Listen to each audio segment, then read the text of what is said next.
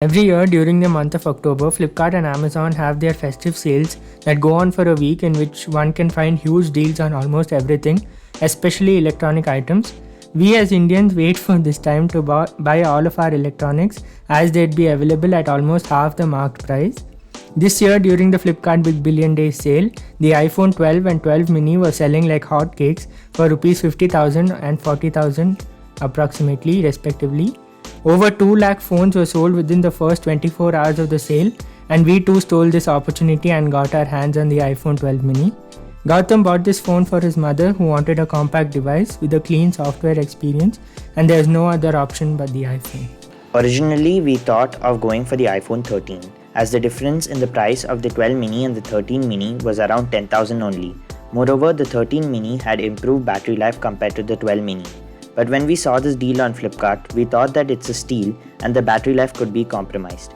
We ordered the phone and luckily we got the phone only in the box and not any soap bar. So in this video, we are going to be doing the review of this iPhone, as we know many Indians purchase an old iPhone when the new iPhones are launched. And this video could help those people who are looking to buy the iPhone 12 mini but have certain concerns, especially about the battery life. Gautam's mother has been using this phone as her daily driver for about a month, so you can consider this as a long-term review as well. Before we talk about the pros and cons, I'd like to gloss over the specs for all the spec heads out there.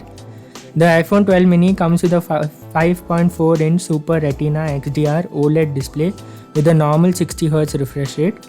It is powered by Apple's powerful A14 Bionic chip, which is a 5nm process. It comes with 4GB of RAM and 64 or 128 or 256GB of storage. We have with us the 128GB variant. We get a dual camera setup of 12 megapixel plus 12 megapixel arranged vertically below each other along with your flash.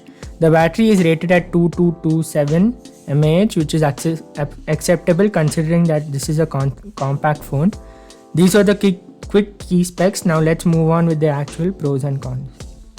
Let's start with the pros of this device: the display, the cameras, and the software experience. Let's start with the displays. As we already know, Apple's displays are beautiful and extremely crisp. Being an OLED display, you get some of the best blacks, and even other colors on the display look extremely amazing. When you use it in real life, you can notice the difference. Even though this is capped at 60Hz, which is kind of a bummer, Apple has managed to make their animations and transitions so smooth that you cannot complain about it. There is a significant difference if you compare it with an Android phone with 120Hz or even the iPhone 13 Pro series, but because of Apple's software optimization, scrolling and any other normal tasks feel really smooth. Coming to the cameras, oh boy, they're such a treat. The camera quality in normal lighting conditions is excellent, but it struggles a bit during the night or dull lighting conditions. The pictures that come out at night sometimes feel dull and lacking. The ultrawide sensor comes with a 120-degree field of view, and the pictures from the ultrawide are really close to that of the main camera, so there's no major color shifting and stuff. However, the video quality from the ultrawide isn't as good as the main camera, which seems more stable.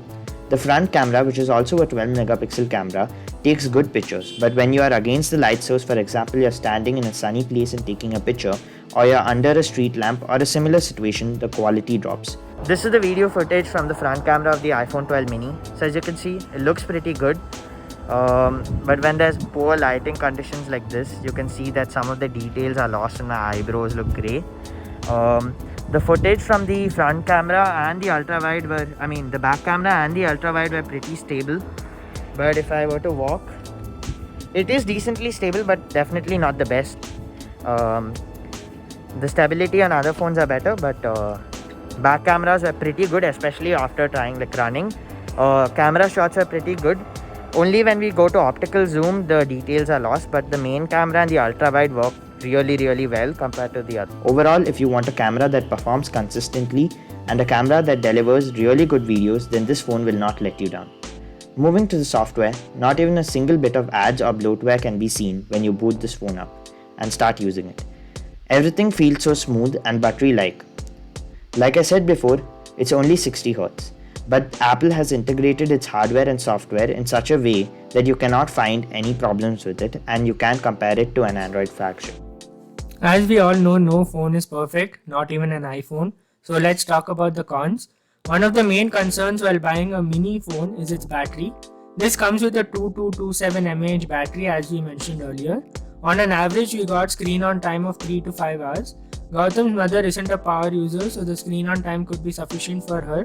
But if you think you're a power user, we wouldn't recommend this phone as the battery will drain quickly and it doesn't come with fast charging as well, so it could let you down. Though we praised Apple enough for their animations and transitions, which didn't make 60Hz feel bad, we should criticize them for not providing 120Hz display. Apple still continues to give a 60Hz display in their iPhone 13 and 13 mini. Even if they give a 90Hz screen, it would be really good, but Apple being Apple is still sticking to 60Hz, which maybe helps them in cost cutting a little bit. Hope they bring 120Hz to the whole lineup in the iPhone 14 series, fingers crossed. Although the camera is amazing, the iPhone lacks in terms of zoom. Medium and long range zoom detail is very low.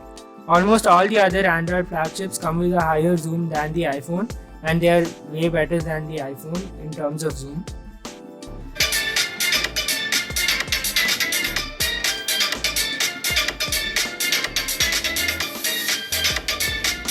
For the case, we went with the Apple silicone case instead of getting like any third-party ones because we got it at a reasonable rate, and also Apple makes extremely good cases. We did purchase a Spigen case at first, but because the silicone case was priced at around 4,000 to 5,000 rupees, and this is not the leather case, and the Spigen case didn't feel as good as the competitors or what we saw online. So we returned it and purchased this one for around 2,000 to 3,000 rupees. There was a discount on Flipkart. You guys can check it out. The leather case is slightly overpriced. If you are living abroad, maybe you could get it cheap or get it bundled with your phone. So that's it for this episode, guys. Hope you liked it. Don't forget to like, share and follow us. Thank you for watching.